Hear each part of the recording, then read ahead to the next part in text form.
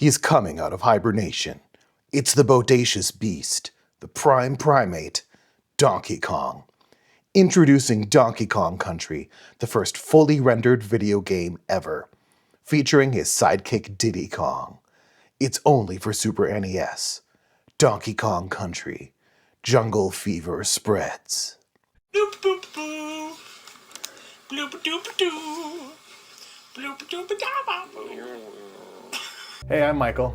Hi, I'm Christopher. We're gonna chat about Donkey Kong Country. You might have seen our recent stream of this game, and you might have seen the recent cover of a song from it. Here's the last part of it, the actual review. Donkey Kong Country was developed by Rare and published by Nintendo. So the character of Donkey Kong goes way back earlier than the NES, because the original Donkey Kong game in arcades had Mario, then named Jumpman, chasing Donkey Kong to rescue his girlfriend Pauline. Oh, interesting. And she showed back up in Odyssey. Yeah, and Donkey Kong Bonanza, the new Donkey Kong. Uh-huh. The origins of Donkey Kong started off as a villain, but Nintendo wanted something new for the franchise, so Rare came up with the idea. I think it was Rare who came up with the idea to make Donkey Kong the hero this time.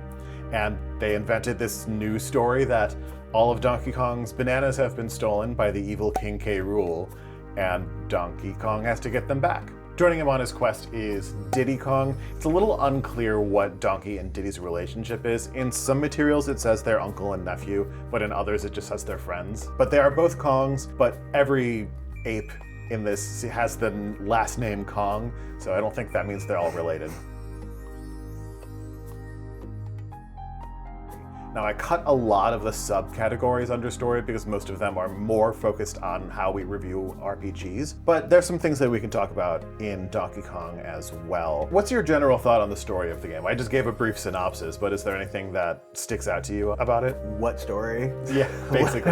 It's a flimsy pretext to just enjoy a platformer, to Right. me, honestly. And it doesn't try hard to have a good story, so it doesn't hinder anything to me. I'm not bothered about like the motivation of K. Rool or why an alligator, crocodile, has so much interest in bananas other than to just make somebody mad, I guess. Yeah, we've had this discussion when we've talked about other platformers. In many of these games, actually in many action games in general, the story doesn't really matter. What matters is that it's enough of an impetus to get you to play the game, to get the main character into the action of the game. But we were talking about this last night. Some of these subcategories are writing and tone. And though there isn't a lot of dialogue, some of the characters do speak. So there is some writing, and I think it typically works well in this game. It's interesting enough. It's not a highlight or anything, but it doesn't need to be. And we were talking about the tone and is there any tone in this game? And even when there's not spoken dialogue, there's still a lot of physical gesture and expression happening. So I think there's still some tone to the game,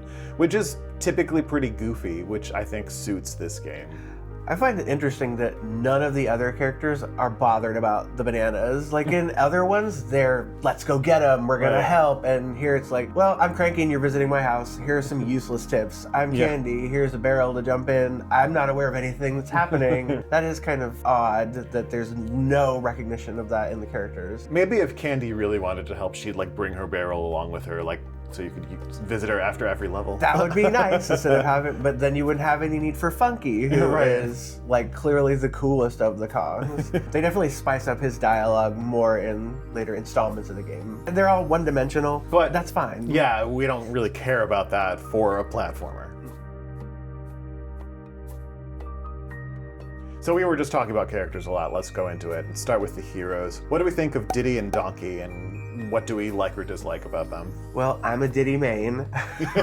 So I'll start with Diddy. I love Diddy. That cartwheel is incredible. He's much quicker and able to maneuver more easily. I love Donkey just because he's got the big personality. He's got the chest pounding if you hold him still long enough. I think they're both unique characters that are very interesting, and they fit in this world, and they make sense with the chasing bananas schema. They're classic characters too. Diddy's new in this game, right? This is the Right, first time he we was- ever saw him. Yep. What an entrance, if you're gonna join the team, this is a great way to do it. A lot of the things you said about the characters is more in gameplay than it is in the characters themselves. But ooh, Shadow.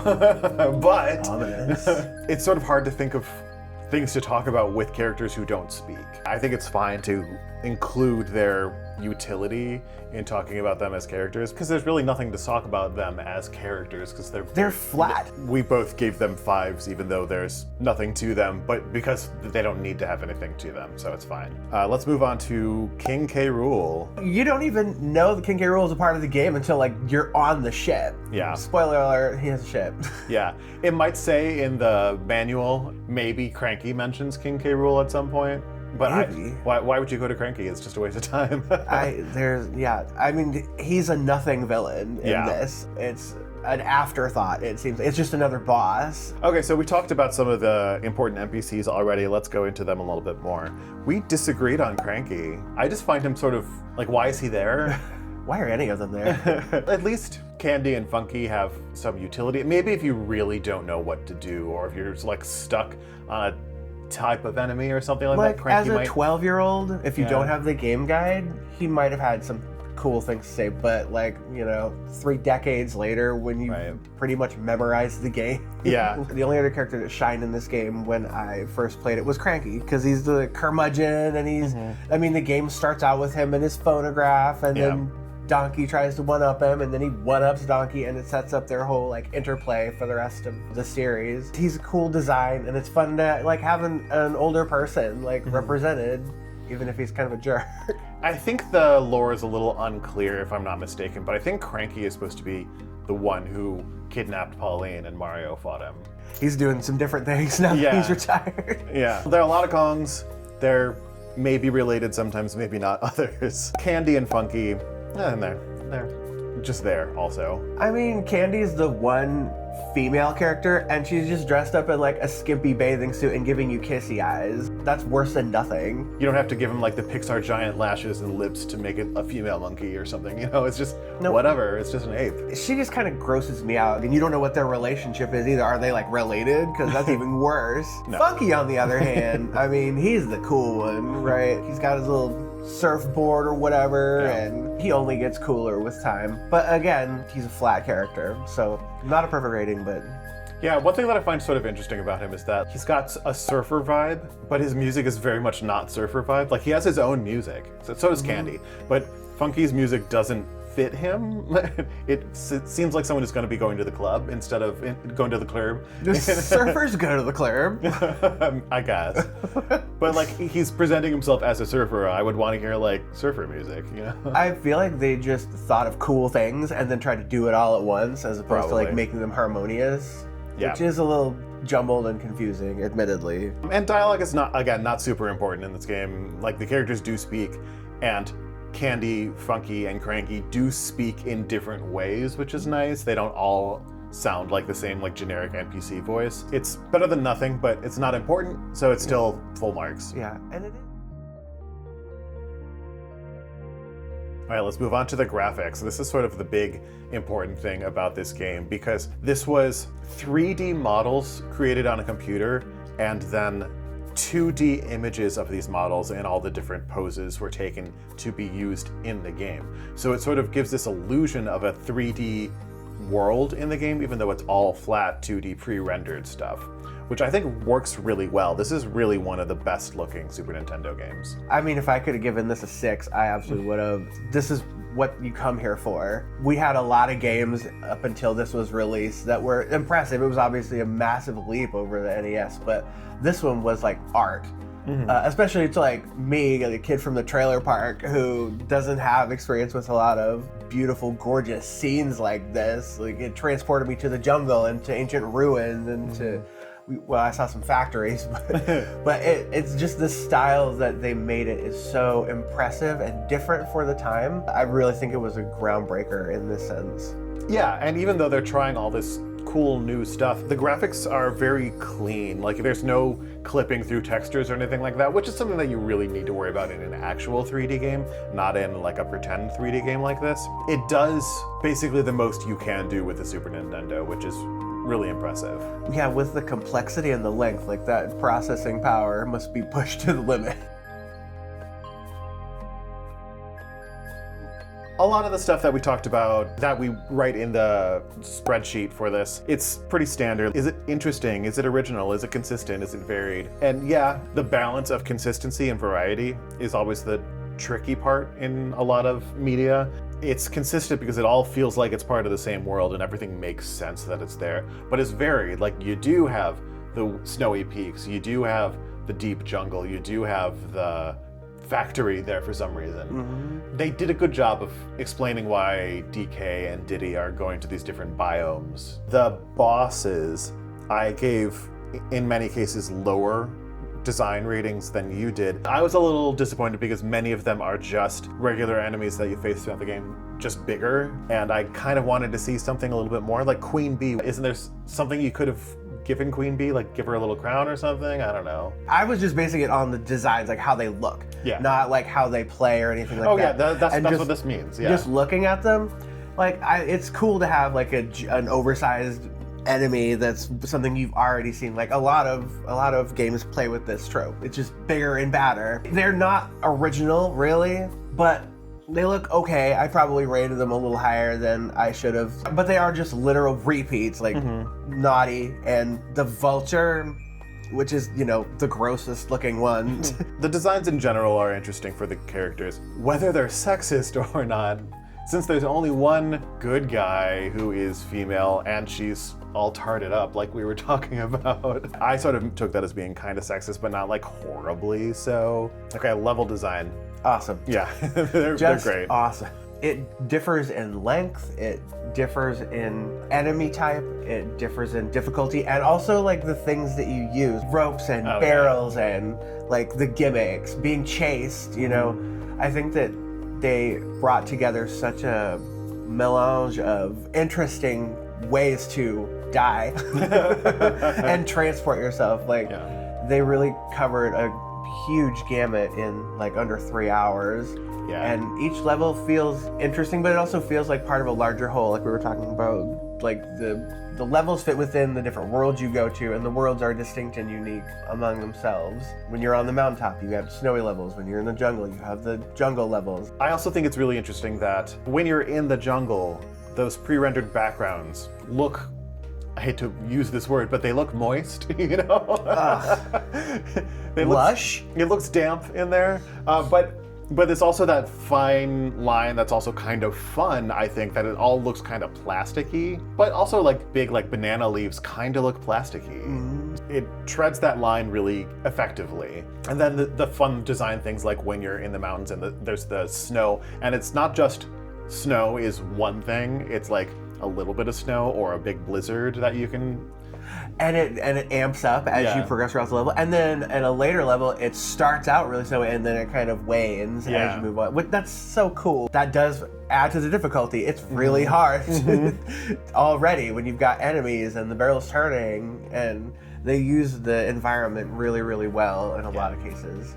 So the design of the different enemies now. I think these designs are really great. My favorite might be the claptraps. I think they're so fun. Yeah, they're cute, but they're deadly. And you can't do the cartwheel or the roll to kill them. So it varies how you have to approach each enemy. The claptraps are great. The rock crocs and the green and the stop and go level, terrifying. like that'll haunt your nightmares for a while. The underwater enemies are the clams and the squid. They did such a good job. Like there's a huge cast of enemies, and I think they're deployed well throughout the worlds. Yeah. It is a little weird sometimes to see certain enemies appear in like each biome, like some of the birds will show up in basically every biome except for underwater, but it's like birds are everywhere. In real life it wouldn't be the same bird, but yeah, we need a birditologist. Molly, comment below. Is that ornithology? No, it's birditologist. Those are few and far between. Yeah, and it doesn't break bug me. the illusion No. or anything like that. No. Okay, let's go on to the different mounts in the game. Well, I guess Squawks isn't a mount. Okay, we talked about this while we were streaming, but which of them is your favorite? It's a Rambi for me. Now that we've played them, I mean, On Guard is just so OP. Yeah. Even without the wind up, like On Guard is fantastic. Just being able to swim really precisely and quickly, It's the rival of the frog suit in Mario. Yeah. Like, and you can attack enemies, which you can't do just as yourself. Yeah, but speaking of frogs, Winky is like the least useful of them, I feel. Winky tries, God bless him, you know. I think Squawks is in one level so far that we played through, and Yeah, he might does be nothing one but or- like one blind more. you. Yeah. So like, thanks a lot. Thank God they fixed that in subsequent games where Squawks is really like, he's the OP after this. I think Squawks blinding you is part of the like intentional challenge of the level or levels that he's in. This whole like unnecessary additional challenge when it's supposed to be your friend, like, Yeah. I don't love that. It fits with the mind though, like I get it. It's like your toddler nephew trying to help you while you're like fixing your car. oh, like they're just that's a good metaphor. like they're trying. They're just not very good at it. Shout out to all the young nephews out there still trying. Keep going. Y'all can become mechanics someday. Yeah. Do we talk about everybody? Espresso. Espresso's great. Espresso, I think, is, you could use espresso a lot. We chose not to, but like the fact that the espresso can fly and like skirt the short enemies without taking damage, that's really cool. Yeah. And riding an ostrich, don't try that in real life. No. Just so you know. They will mess you up. Yeah, you will die. The sound of a game is more than just the music, but as a musician, that tends to be the most important part to me. But let's go to the less important part first. Less important part, which is the sound effects. They're great in this game. There's so many that I love. I was talking about Claptrap, and part of what I love about him is I love his chompy sound effect. I think it's so cute. There's a different sound for when Diddy jumps and lands on something versus when Donkey jumps and lands on something. Donkey has a harder landing because he's a bigger creature. Many of the enemies, when they die, make fun sounds. Like I like the big guys who go like, oh. Yeah, there's varying degrees of awe. And there's also like ambient sounds, like in the mine there's the drips, in the forest there's the insects chittering. Yeah. Like yeah. those are also really, really nice additions. But then we can go on to the music. When I was going to decide which song from the soundtrack to cover, I listened through everything intently. I, considered what could I do with this track or that track, and ended up going with Aquatic Ambience or Ambience, because they like. Well, you're in America, so Yeah, so ambient. aquatic ambience. So I went with aquatic ambience, and I was struck with the difference between composition and orchestration in this game. Not all of the tracks in this game have the composition itself as the most interesting part. Often it's really the way they're using the sounds and the orchestration that make it sound cool. Sometimes that can be sort of a disappointment to me.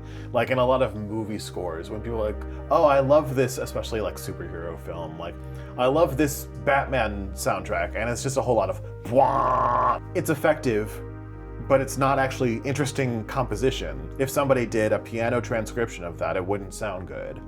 Just hold the key Yeah, down. I found a pretty good piano transcription of Aquatic Ambience that I was working from when I was working on my cover, and it was very helpful. But I can't imagine actually wanting to play it on piano, because I sort of think of the color of a piano as very black and white. You can't get like greens and blues from it. Whereas other instruments, there's so many different colors you can create.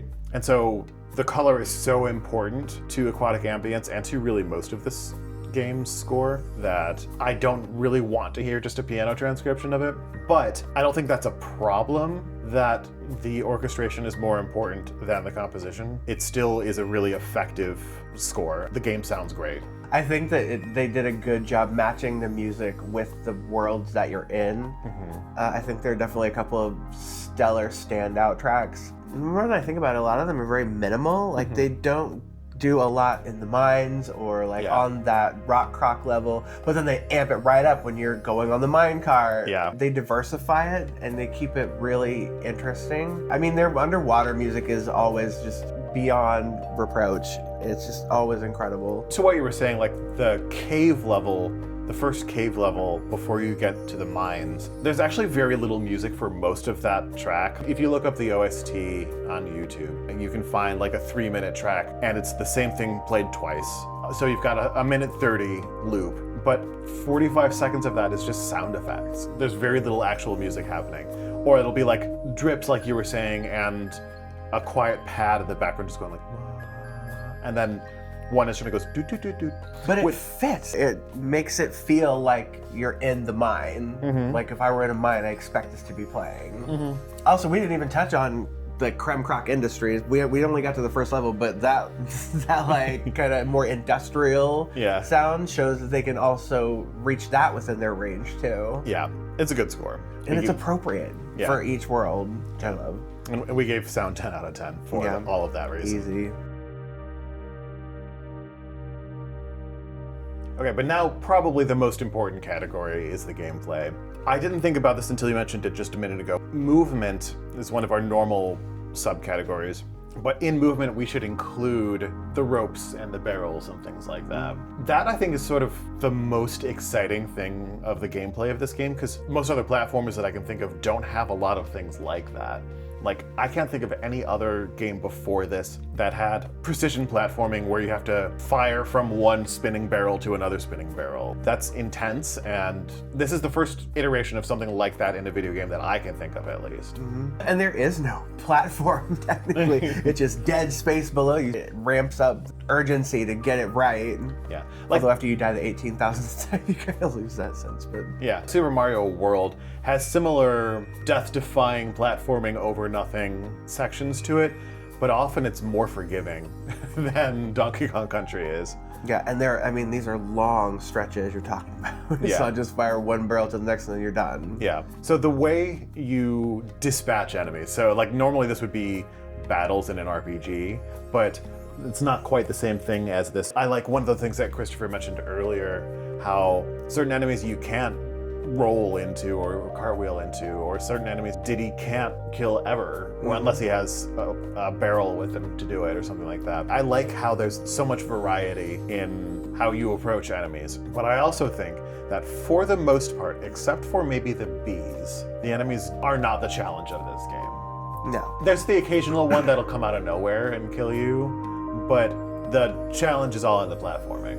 Yeah, they're just an addition to or a hindrance blocking you from the platform. Yeah, yeah. Or they become a platform themselves too. Yeah, yeah. Especially the birds, yeah. The boss fights I hate them. I'm sorry. Like, they're so disappointing for a game that reaches such like high heights of difficulty and like precision. The bosses are just such an afterthought and they feel like such an unnecessary part of this. Okay, mini games. They're not great in Donkey Kong Country, Like, but what mini game? They're yeah. not even games, really. It's like maybe, okay, like pick the right thing yeah, the multiple times. Yeah, That's it. That's the shtick. yeah. But you're not forced to play any of them, so that makes it go by just fine. I'm like not mad at it because you don't have to play them. I mean, it is kind of disappointing that the best you can get is like where you collect all the totems and that's for extra lives and that's it. There's no like unlockable anything, or you don't get the sense of joy you get from collecting the DK coins in 2, or, you know, talking to the bear family in 3. It's fun to have secrets, I guess, just to say you found them, but the payoff is just meh. But I think that's interesting because the closer to Collectathon a game gets, the less I'm interested in playing it. Then this So, one's for you. Yeah, I think of the Donkey Kong games, this is my number one, probably. It's interesting to me that that's what adds a lot of replay value in the later games. Versus this one, I can walk through and not really care if I missed a barrel or a door or whatever. Like, eh.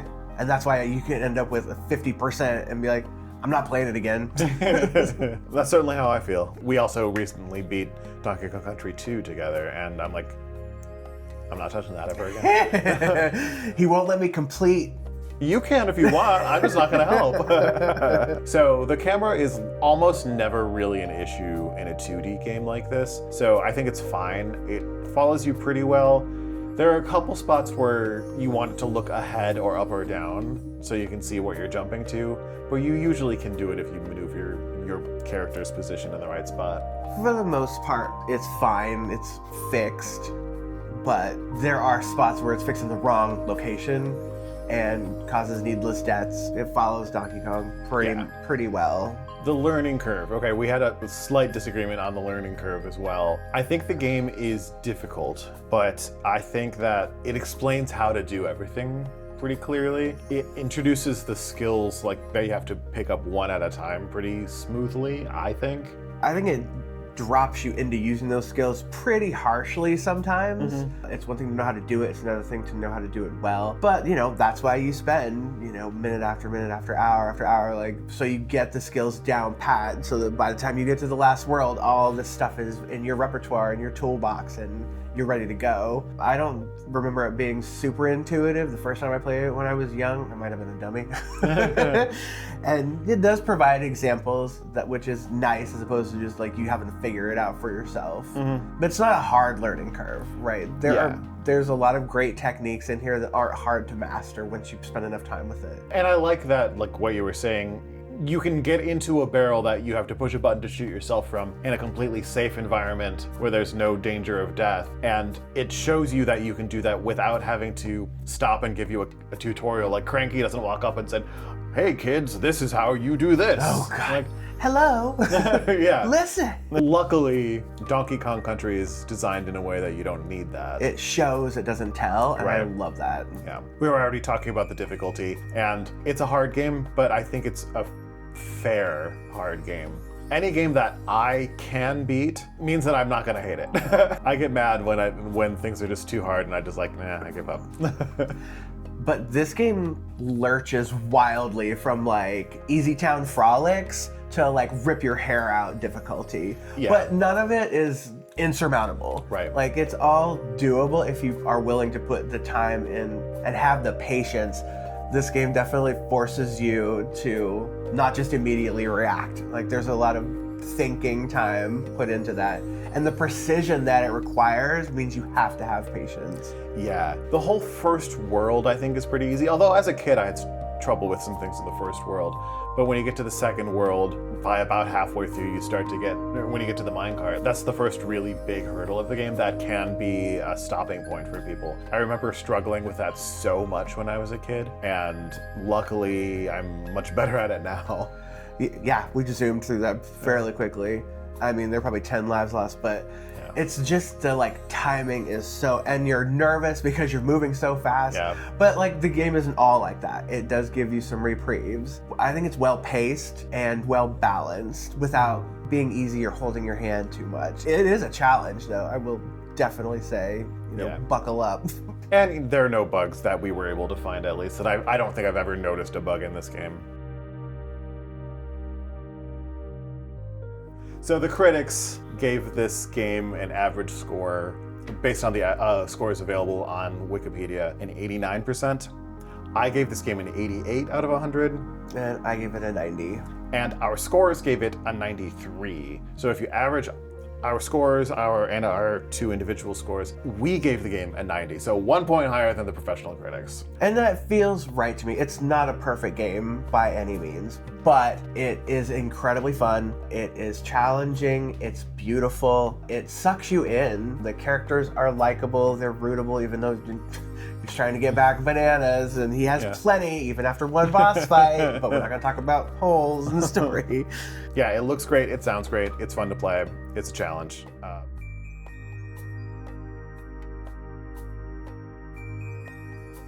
If you're into any of that stuff, like if you like Mario, but you think, well, it could be a little harder. That's a good way to put it. Yeah. Or if you're into Mario, but you want it a little faster paced, or you're interested in something that looks different. Like it still looks cartoony, but it's more like a flattened 3D cartoon instead of a 2D cartoon, I guess. So if you want harder Mario with some different sounding and looking things involved, Donkey Kong Country's for you.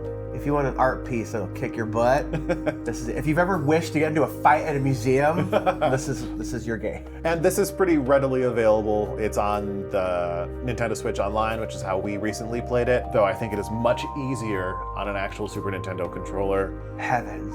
Yeah, we're actually a ton better with SNES controllers, Yeah. just so you know. Any last thoughts? This was a lot of fun. Playing the game was a lot of fun. I can't wait for the rest of the Donkey Kong series. Christopher will be around for all the rest of the Donkey Kongs. The Danky Kangs. All right, well, thanks everybody. That's all for today. Thanks for watching. Give this video a like if you liked it. Give it a pity like if you didn't like it. Doesn't hurt. Up here is another video that YouTube thinks you might like, so check that out. Down here is the playlist of other video game reviews. Watch those if you want to watch more. We do a lot of other stuff on this channel, reviewing music, video games, etc. So if you're interested in more stuff, please subscribe. That's about it for today. Maintain your groovy selves.